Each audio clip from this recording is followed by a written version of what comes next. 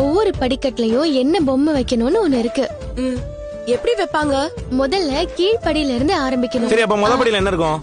முதல் படியில செடி, கொடி, சின்ன மரம், அப்புறம் பூ, இந்த மாதிரி ஓரறிவு ஜீவன் எல்லாம் வைக்கணும். சரி, நெக்ஸ்ட் ஸ்டெப்ல?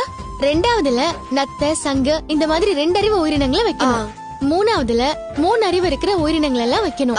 யூ மீன் ant, bees அந்த மாதிரி இன்செக்ட்ஸ், கரெக்ட்டா? சரியா சொன்னீங்க. 4வது படியில ஊர்ந்து போற, பறந்து போற உயிரினங்கள் எல்லாம் வைக்கணும். அப்ப 5வதுல? அதுல பெரிய பெரிய விலங்கு, பெரிய பறவை, அந்த மாதிரி உயிரினங்கள் எல்லாம் வைக்கணும்.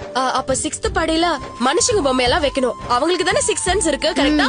சரியா சொன்னீங்க. சரி, அப்ப மனுஷங்களுக்கு அப்புறம்? 7வது படியில நாம யார குருவா வணங்குறோமோ அவங்க, மகான்கள், ஞானிகள், சித்தர்கள், இவங்க உருவ பொம்மைகள் எல்லாம் வைக்கணும். ஓ, அப்ப கடைசி படியில? அதுல கலசம் வச்சு சிவன், விஷ்ணு, பிரம்மா, விநாயகர், இந்த மாதிரி கடவுள் சிலைகள் எல்லாம் வைக்கணும். அதுதான்